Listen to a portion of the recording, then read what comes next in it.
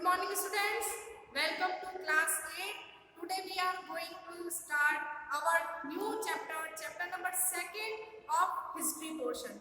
तो बच्चों अभी तक आप लोगों ने हिस्ट्री के 2 चैप्टर जो है कंप्लीट कर लिए हैं, जिसमें से फर्स्ट चैप्टर में हमने डेट्स हिस्ट्री की बेसिक्स के बारे में जाना, सेकंड हमने जाना कि किस तरह से ईस्ट इंडिया कंपनी ने हमारी कंट्री को कंट्रोल करना शुरू किया, और आज जो हमारा चैप्टर है उसमें हम जानेंगे ruling to the countryside. अंग्रेजों ने हमारी कंट्री को किस तरह से गवर्न करना, किस तरह से रूल करना शुरू किया, किस तरह के नए नए सिस्टम हमारी कंट्री के अंदर अंग्रेजों ने बनाना शुरू किया। तो देखिए बच्चों, आप लोग पहली जो लास्ट हमारी क्लास थी उसमें हमने कई सारी डिस्कस की थी चीजें कि कंट्री प्रॉफिट कमाने के लिए आई थी। ठीक है, यहाँ पर ये लोग बंगाल के अंदर आप लोगों ने प्लासी वॉर, बक्सर वॉर दोनों ही पढ़ लिया। उसमें आपने देखा कि किस तरह से अंग्रेजों ने बंगाल पर कंट्रोल किया, फिर मद्रास पर, फिर उड़ीसा पर, और धीरे धीरे यहाँ से इन लोगों ने रिवेन्यू कलेक्ट करना शुरू कर दिया। मतलब यहाँ से इन लोगों ने टैक्स वसूलना शुरू कर दिया। वो टैक्स कंपनी के पास रहता था, कंपनी ने उसी पैसे से इंडिया से silk, cotton, paper, cardamom, black pepper, ये सारी चीजें खरीद कर इंग्लैंड भेजना स्टार्ट कर दिया। तो कहने का मतलब भारत का पैसा भारत से ही लूटा गया, और उसी पैसे से इन लोगों ने सामान खरीदा और उसको विदेशों में बेचना स्टार्ट किया। लेकिन धीरे धीरे कंपनी का लालच बढ़ने लगा, कंपनी को और रेवेन्यू की जरूरत थी, ज्यादा से ज्यादा फायदा कंपनी कमाना चाहती थी। तो बच्चों इस चैप्टर के अंदर हम देखेंगे कि किस तरह से कंपनी ने इंडिया के अंदर अपने रेवेन्यू को कलेक्ट करना बढ़ा दिया, किस तरह से पैसा कमाना कंपनी ने स्टार्ट किया, है ना। तो ये चीजें हम लोग आज डिस्कस करेंगे। तो जो आज हमारा टॉपिक है बच्चों, उसमें हम लोग 3 टॉपिक कंप्लीट करने वाले हैं। पहली चीज है कंपनी बिकम द दीवान, और ये दीवान वर्ड मैं आपको पहले भी बता चुकी हूँ कि बक्सर के वॉर के बाद में जब मीर जाफर की डेथ हो गई थी, जो कि लास्ट नवाब था, तो मुगल रूलर जो था उसने कंपनी को बंगाल का दीवान बना दिया। दीवान क्या होता है? Finance minister. बेसिकली जितना भी फाइनेंस का काम देखने का काम मिनिस्टर करता है उसे दीवान कहते थे। तो धीरे धीरे बंगाल के अंदर, फिर मद्रास, फिर उड़ीसा, धीरे धीरे पूरी इंडिया के अंदर कह सकते हैं कि कंपनी जो थी वो इन रियासतों की दीवान बन गई। दीवान मतलब जितना भी पैसा आएगा वो कंपनी के पास आएगा। तो यहाँ देखिए बच्चों, 12 अगस्त 1765 the Mughal emperor appointed the East India Company as Diwan of Bengal। 1764 में बक्सर का वॉर हुआ, मीर जाफर मारा गया, और जिस कारण उस समय जो मुगल राजा था उसने कंपनी को क्या बना दिया? बंगाल का दीवान बना दिया। अब जैसे ही बंगाल का दीवान बनाया तो खूब सारा पैसा बंगाल से रिवेन्यू में, लैंड टैक्स से कंपनी के पास आना स्टार्ट हो गया। तो कंपनी का लालच बढ़ गया, कंपनी को लगा कि हमें और रेवेन्यू की जरूरत है, मतलब हमें और पैसा इकट्ठा करना पड़ेगा। तो देखिए बच्चों, company become the chief financial administration of the territory under control, और इस तरह से बंगाल का जो फाइनेंशियल कंट्रोल था वो कंपनी के हाथ में चला गया। तो यहाँ से शुरुआत होती है बच्चों की किस तरह से इस कंपनी ने हमारी कंट्री से रेवेन्यू लेना स्टार्ट किया। वापस बता रही हूँ बच्चों, रेवेन्यू का मतलब जमीन से, किसानों से जो टैक्स लिया जाता था, जो टैक्स दूसरे लोगों से उनके बिजनेस के बदले वसूला जाता था, उसे रेवेन्यू कहते हैं। ठीक है, अब रेवेन्यू फॉर कंट्री, ठीक है, इसमें देखते हैं company wanted a large revenue income. अभी मैंने बताया कंपनी को खूब सारे रेवेन्यू की जरूरत थी क्योंकि कंपनी का लालच बढ़ चुका था, है ना। Before 1865 company had to purchase good in India by importing gold and silver from the Britain. अब ध्यान दीजिएगा, 1856 से पहले, सॉरी 1865 से पहले हमारी कंट्री से इंग्लैंड की इस कंपनी को कुछ भी अगर खरीदना होता था, तो आपको पता है बच्चों, मुगल टाइम में तो हमारी कंट्री के अंदर सिल्वर और गोल्ड के कॉइन चलते थे, सोने और चांदी के सिक्के से बिजनेस होता था हमारे देश के अंदर, लेकिन इंग्लैंड के अंदर गोल्ड और सिल्वर के कॉइन नहीं थे। तो इसीलिए ब्रिटिशर्स को जब भारत से कुछ खरीदना होता था तो पहले इनको इंग्लैंड से सिल्वर और गोल्ड मंगवाना पड़ता था। जब ये गोल्ड और सिल्वर यहाँ पर देते थे तब मार्केट से इनको चीजें मिलती थी। तो कहने का मतलब जहाँ पर आज आप मार्केट के अंदर कोई चीज खरीदने के लिए नोट देते हैं, उसी तरह से उस समय इंडिया में कोई चीज खरीदने के लिए सिल्वर और गोल्ड के कॉइन चलते थे, जो अंग्रेजों के पास थे ही नहीं, क्योंकि इंग्लैंड के अंदर सिल्वर गोल्ड के कॉइन उस समय नहीं चलते थे। इसीलिए ये कंपनी इंग्लैंड से पहले सिल्वर और गोल्ड मंगवाती थी, फिर इंडिया के मार्केट में वो सोना चांदी देकर सामान खरीदती थी,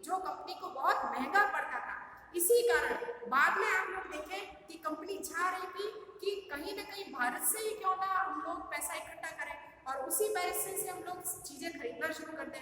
तो आपको पता ही है कि बक्सर का वॉर हुआ और बंगाल के ऊपर कंपनी का कंट्रोल हो गया और बंगाल से जितना भी रेवेन्यू का पैसा आता था उसी का यूज कंपनी ने भारत से या इंडिया के मार्केट से सामान खरीदने में शुरू कर दिया। तो देखिए, now the revenue collected in Bengal could finance the purchase of the goods for export. अब क्या हुआ कि बंगाल से जो पैसा कंपनी कमा रही थी, बंगाल में लोगों से जो टैक्स वसूल कर रही थी, जो पैसा आ रहा था, कंपनी ने इंग्लैंड से गोल्ड सिल्वर मंगवाना बंद कर दिया और अब भारत के पैसे से ही इन लोगों ने सामान खरीदना स्टार्ट कर दिया। The artisan were forced to sell goods at the lower wheat prices and peasants are unable to pay the dues। अब धीरे धीरे हमारी कंट्री में जो आर्टिशन लोग थे, जो हैंडीक्राफ्ट आइटम बनाते थे, जो पीसेंट लोग थे, जो खेती बाड़ी करते थे, उनकी हालत बच्चों बहुत खराब हो गई। कैसे खराब हुई कि कंपनी ने जबरदस्ती आर्टिशंस को फोर्स किया कि अपने सामान को वो लोग कम रेट में कंपनी को ही बेचें। तो इससे आर्टिशंस को नुकसान होना शुरू कर दिया और साथ ही जो किसान थे, जो एग्रीकल्चर का काम करते थे, उससे बहुत ज्यादा लगान वसूल किया जाने लगा। और आपको पता है बच्चों, उस समय किसान जो थे बहुत गरीब हुआ करते थे, तो इसलिए वो किसान या वो जो फार्मर्स थे वो पैसा नहीं दे पाते थे। ठीक है, तो कहने का मतलब हमारी कंट्री में जो आर्टिशियन और जो पीसेंट्स थे उनकी कंडीशन बहुत खराब हो गई। ठीक है, इसके अलावा 1770 famine killed 10 million people in Bengal और 1770 के अंदर बंगाल के अंदर फेमाइन की कंडीशन हो गई और 10 लाख लोग जो है वो भूख के मारे मर गए। ठीक है, तो आप सोच सकते हैं कि यहाँ पर कितनी गरीबी धीरे धीरे अंग्रेजों के कारण हमारी कंट्री में बढ़ती जा रही थी। जबरदस्ती लोगों को फोर्स किया जा रहा था कि अपना सामान जो है, अपने पास जो भी सामान है वो कम रेट में हमको बेच दिया जाए। ठीक है, अब देखते हैं the need to improve agriculture. Company ने ध्यान दिया कि भारत में जब हम एग्रीकल्चर इम्प्रूव करेंगे, जब कुछ चेंज करेंगे तो हमारे पास ज़्यादा से ज़्यादा लगान आएगा, ज़्यादा से ज़्यादा रिवेन्यू हम लोग कलेक्ट कर पाएंगे और जब रिवेन्यू ज़्यादा आएगा तो हम इंडिया से ज़्यादा चीज़ें खरीद के इंग्लैंड भेज पाएंगे। तो इस तरह से यहाँ पर कुछ चेंज किए। अब यहाँ पर बच्चों आपका क्वेश्चन बनता है कि ये जो परमानेंट सेटलमेंट है ये क्या था। तो देखिए बच्चों, इस ईस्ट इंडिया कंपनी ने 1793 में एग्रीकल्चर के लिए कुछ चेंज किए जिसको परमानेंट सेटलमेंट कहा जाता है। तो ये क्या था पहले वो देखते हैं। तो देखिए, the rajas and the taluqdars were recognised as zamindar. They were asked to collect revenue and pay to company. तो देखिए क्या किया गया कि इंडिया में जितने भी हमारे राजा थे, है ना, जो रूलर थे और जितने भी तालुकदार है, तालुक का मतलब छोटी छोटी तहसीलें होती थी, उसका एक हेड होता था।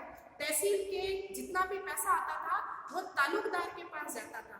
तो हमारी कंट्री में पहले जमींदार काम करते थे रेवेन्यू कलेक्ट करने का, लेकिन अंग्रेजों ने जमींदारों को हटा दिया और जमींदारों की जगह पर डायरेक्ट रेवेन्यू कलेक्ट का काम किसको दे दिया, वहाँ के राजा और वहाँ के तालुकदार को।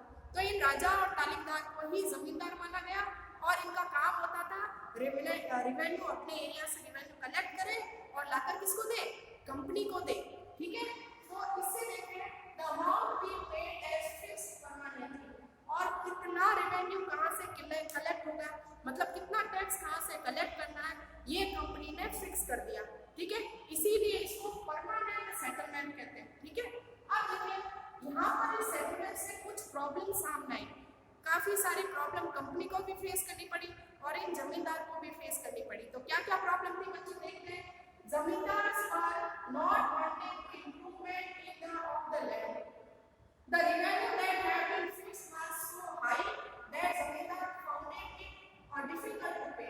अब बच्चों प्रॉब्लम ये आई कि ब्रिटिश कंपनी ने तो पहले से ही रेवेन्यू फिक्स कर दिया था कि इतना रेवेन्यू तो हमको कलेक्ट करके देना ही पड़ेगा तुम लोगों को, लेकिन वो रेवेन्यू बहुत ज़्यादा था। अब ज़्यादा रेवेन्यू कब आएगा, जब फार्मर ज़्यादा से ज़्यादा एग्रीकल्चर करेगा, ज़्यादा से ज़्यादा फसल उगाएगा, तभी तो ज़्यादा रेवेन्यू आएगा।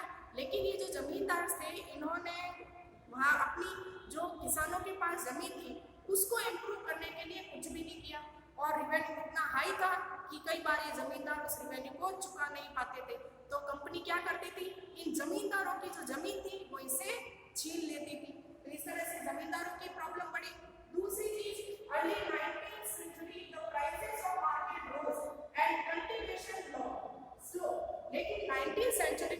प्रॉब्लम्स मार्केट में आई कि मार्केट में जो भी सामान बिक रहा था, जो एग्रीकल्चर प्रोडक्शन बिक रहा था, जो फसलें बिक रही थी, उनकी प्राइस हाई हो गई, लेकिन प्रोडक्शन अभी भी स्लो था, मतलब जो फसलों की प्रोडक्शन था वो कम था, जिससे कंपनी को बहुत ज्यादा नुकसान हुआ और जमींदारों को फायदा हुआ। तो देखिए आप, by this income of zamindars increase but no gain to company because fix the revenue demands. क्योंकि कंपनी को नुकसान क्यों हुआ बच्चों? क्योंकि कंपनी ने पहले ही फिक्स कर रखा था कि इतना ही रेवेन्यू कलेक्ट कर रहा है, इससे कम या इससे ज्यादा कलेक्ट नहीं करना है। इसी कारण जब मार्केट के अंदर चीजों के भाव बढ़ने लगे तो उससे जमींदारों को तो फायदा हुआ, क्योंकि जमींदारों को तो एक फिक्स रेवेन्यू कंपनी को देना था, तो कंपनी ने दे दिया। लेकिन मार्केट के अंदर जो चीजें आ रही थी वो धीरे धीरे प्रोडक्शन बढ़ रहा था। तो इस तरह से बच्चों आपने देखा कि इस चैप्टर में हम लोग कई सारी और चीजें डिस्कस करेंगे, किस तरह से कंपनी ने ज्यादा पैसा कमाने के लिए कई सारे बड़े बड़े चेंज किए।